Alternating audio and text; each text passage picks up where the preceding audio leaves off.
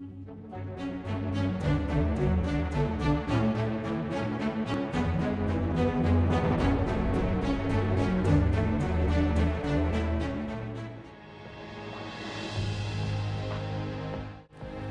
hapon po sa lahat. Ako si Adeline Mantisa, taga Cebu.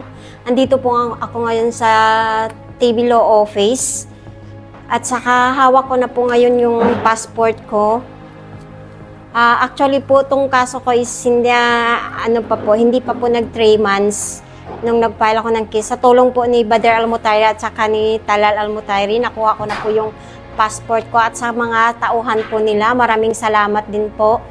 At sa mga may problema dyan na about sa indemnity, gaya sa akin, passport case or release case, willing po silang tumulong sa inyo. Dito na lang po kayo pupunta na lang po kayo sa office nila sa Salmia.